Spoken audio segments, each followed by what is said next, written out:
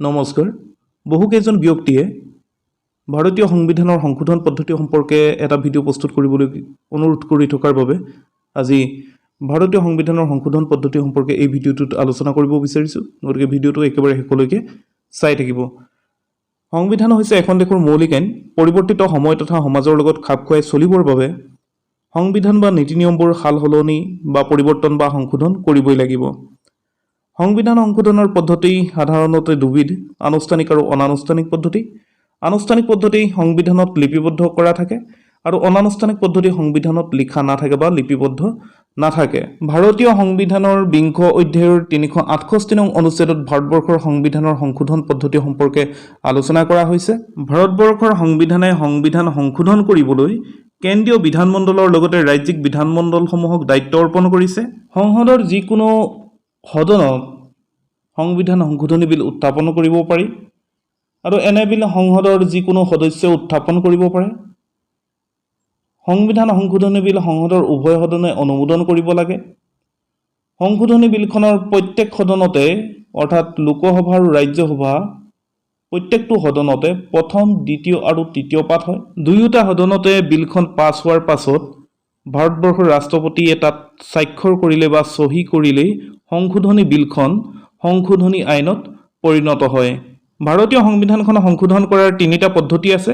তাৰে প্ৰথমটো হৈছে নমনীয় পদ্ধতি বা ফ্লেক্সিবল মেথড, দ্বিতীয়টো হৈছে মিশ্ৰ পদ্ধতি বা মিক্সড মেথড আৰু তৃতীয়টো হৈছে দৃঢ় বা অনমনীয় বা ৰিজিড মেথড। ভাৰতীয় সংবিধানখন সংশোধনৰ নমনীয় পদ্ধতিক ফ্লেক্সিবল মেথড বুলি ইংৰাজীত কোৱা হয়।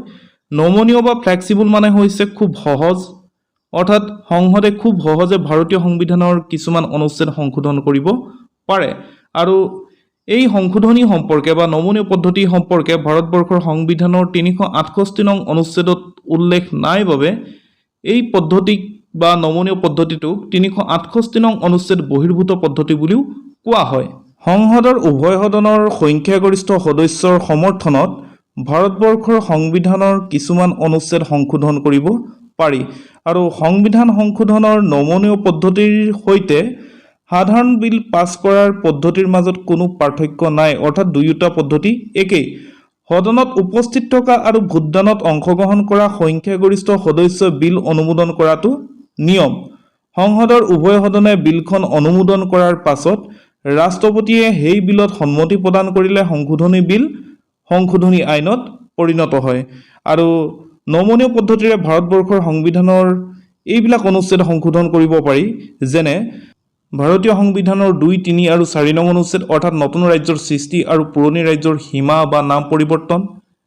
১৬৯ নং অনুচ্ছেদত বৰ্ণনা কৰা ৰাজ্য আইনসভাৰ উচ্চ সদন বা বিধান পৰিষদৰ সৃষ্টি বা বিলোপ সাধনৰ কাৰণে।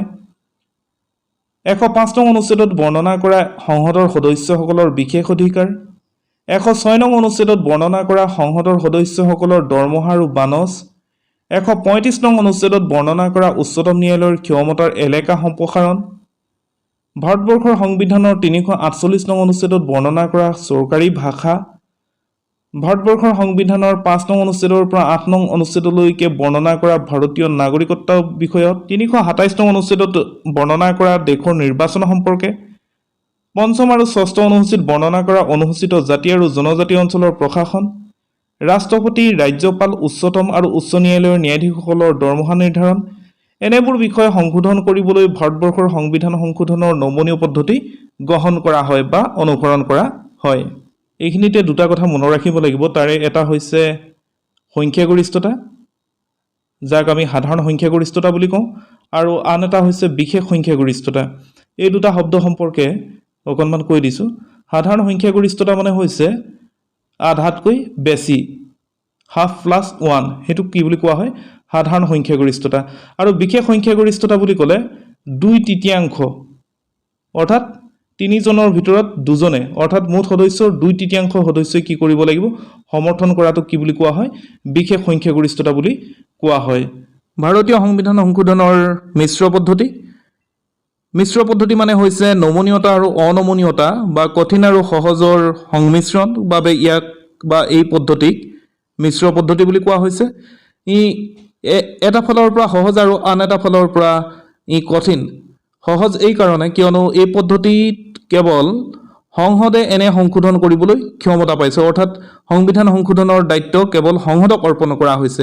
সেই ফালৰ পৰা ই সহজ, আৰু আন এটা ফালৰ পৰা ই কঠিন, কিয়নো এই পদ্ধতিৰে সংবিধান সংশোধন কৰিবলৈ হ'লে সংসদৰ উভয় সদনৰ মুঠ সদস্যসকলৰ অধিকাংশ আৰু প্ৰত্যেক সদনত উপস্থিত আৰু ভোটদানকাৰী সদস্যসকলৰ 2/3 সমৰ্থনৰ একান্ত প্ৰয়োজন, আৰু সেইফালৰ পৰা ই আকৌ কঠিন। সেইকাৰণে এই পদ্ধতিক বা সংবিধান সংশোধনৰ এনে পদ্ধতিক মিশ্ৰ পদ্ধতি বুলি কোৱা হৈছে। সংসদৰ উভয় সদনে বা উভয় সদনৰ মুঠ সদস্যসকলৰ অধিকাংশই আৰু প্ৰত্যেকটো সদনত উপস্থিত আৰু ভোটদানকাৰী সদস্যসকলৰ 2/3 সংশোধনী বিলখনত সমৰ্থন জনোৱাৰ পাছত সেই বিলখন বা সংশোধনী বিলখন ৰাষ্ট্ৰপতিৰ সন্মতি লাভৰ বাবে প্ৰেৰণ কৰা হয়, আৰু ভাৰতবৰ্ষৰ ৰাষ্ট্ৰপতিগৰাকীয়ে তাত স্বাক্ষৰ কৰিলে বা সংশোধনী বিলখনত চহী কৰিলে সেই সংশোধনী বিলখন সংশোধনী আইনত পৰিণত হয়, আৰু ভাৰতবৰ্ষৰ সংবিধানৰ 3য় আৰু 4ৰ্থ অধ্যায়ত বৰ্ণনা কৰা মৌলিক অধিকাৰ আৰু নিৰ্দেশনাত্মক নীতিসমূহ সম্পৰ্কীয় অনুচ্ছেদবোৰ সংশোধন কৰিবলৈ সাধাৰণতে মিশ্ৰ পদ্ধতি ব্যৱহাৰ কৰা হয় বা অনুসৰণ কৰা হয়। অৰ্থাৎ ভাৰতীয় সংবিধানৰ সৰহভাগ অনুচ্ছেদ দ্বিতীয় পদ্ধতি অৰ্থাৎ মিশ্ৰ পদ্ধতিৰ জৰিয়তে সংশোধন কৰা হয়। ভাৰতীয় সংবিধান সংশোধনৰ মিশ্ৰ পদ্ধতি ভাৰতবৰ্ষৰ সংবিধানৰ 368 নং অনুচ্ছেদৰ অন্তৰ্গত। ভাৰতীয় সংবিধান সংশোধনৰ দৃঢ় বা অনমনীয় পদ্ধতি, আৰু এই পদ্ধতি ভাৰতবৰ্ষৰ সংবিধানৰ 368 নং অনুচ্ছেদৰ অন্তৰ্গত, আৰু ই একেবাৰে দৃঢ় বা অনমনীয় বা ইয়াক সহজে সংশোধন কৰিব নোৱাৰি। দৃঢ় বা অনমনীয় পদ্ধতিৰে ভাৰতীয় সংবিধান সংশোধন কৰিবৰ বাবে ভাৰতবৰ্ষৰ সংবিধানৰ 368 নং অনুচ্ছেদে কেন্দ্ৰীয় বিধানমণ্ডলৰ লগতে ৰাজ্যিক বিধানমণ্ডলসমূহকো সংবিধান সংশোধনৰ ক্ষমতা প্ৰদান কৰিছে।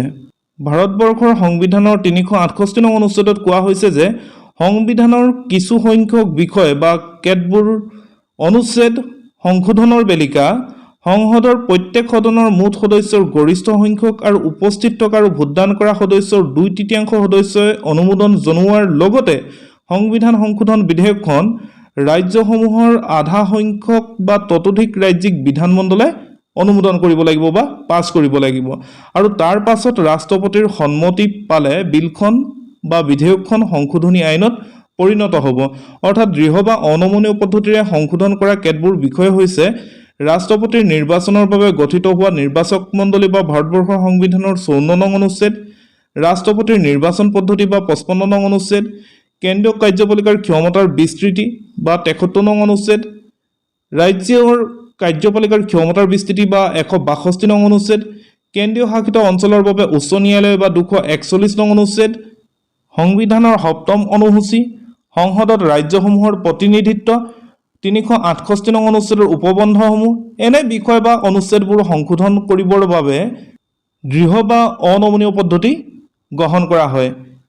যদিহে ভিডিঅ'টো চাই ভাল পাইছে বা ভাৰতবৰ্ষৰ সংবিধানৰ সংশোধন পদ্ধতি সম্পৰ্কে যদি আপোনালোকে অলপমান হ'লেও বুজিব পাৰিছে বা উপকৃত হৈছে, তেন্তে লাইক, কমেণ্ট আৰু যদিহে চেনেলটো ছাবস্ক্ৰাইব কৰা নাই কৰি দিব।